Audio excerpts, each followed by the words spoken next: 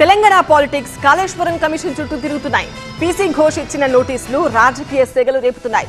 ఈ నోటీసులను బీఆర్ఎస్ నేతలు తప్పుపడుతుంటే ఈటెల రాజేందర్ విచారణకు సహకరిస్తా అన్నారు. మరోవైపు కేసీఆర్ నోటీసులతో ప్రభుత్వానికి సంబంధం లేదు అంటోంది అధికార పార్టీ. కేసీఆర్ కు నోటీసులు ఇవ్వడాన్ని చిల్లర ప్రయత్నంగా అభివర్ణించారు కేటీఆర్. పరిపాలన చేతకాకే ప్రభుత్వం కమిషన్ల పేరుతో డ్రామాలాడుతోందని విమర్శించారు. ఎన్ని నోటీసులు ఇచ్చినా అవి దూది పింజల్లా ఎగిరిపోతాయన్నారు కేటీఆర్. నోటీసులు ఇచ్చినా ఎన్ని డ్రామాలాడినా అవన్నీ కూడా తప్పకుండా దూది పింజల్లాగా తేలిపోతాయనే మాట కూడా తప్పకుండా చెబుతూ ముమ్మాటికి న్యాయము ధర్మము గెలుస్తుంది. ముమ్మాటికి తెలంగాణకు మేలు చేసిన వాళ్ళని ఆ దేవుడు కాపాడతాడు. మీరు ఎన్ని చిల్లర ప్రయత్నాలు చేసినా వచ్చి 17 నెలల నుంచి మీరు చేస్తున్నాయని చిల్లర ప్రయత్నాలు, ఈ కమిషన్ అని ఆ కమిషన్ అని ఈ ఎంక్వైరీని ఆ ఎంక్వైరీని. కాళేశ్వరం కమిషన్ విచారణకు సహకరిస్తామన్నారు బీజేపీ ఎంపీ ఈటెల రాజేందర్. తన చేతికి నోటీసులు అందాక సమాధానం ఇస్తారన్నారు. తన గురించి ఇష్టం వచ్చినట్లు మాట్లాడేవాళ్లు నోరు అదుపులో పెట్టుకోవాలి అన్నారు. గతంలో ఆర్థిక మంత్రిగా ఇరిగేషన్ శాఖ వినతి మేరకే నిధులిచ్చానన్నారు ఈటెల.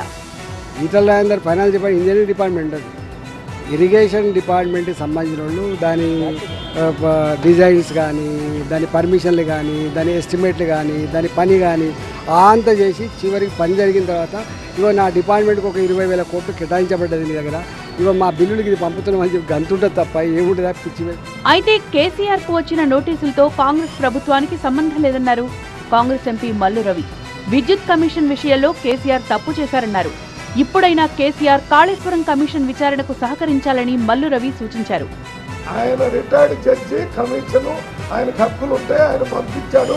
దాని ముందు మీరు పోయి ఏం చెప్పాలో అది చెప్పండి. మీరు తప్పు చేయలేదంటే తప్పు చేయలేదని చెప్పండి, తప్పు జరిగితే తప్పు జరిగిందని చెప్పండి. ఇది చెప్పకుండా మీరేమన్నా చట్టానికి అతీతులా? కేసీఆర్ కు కాళేశ్వరం కమిషన్ నోటీసులు ఇవ్వడంతో మొదలైన పొలిటికల్ హిట్ ఇప్పుడప్పుడే చల్లారేలా కనిపించడం లేదు.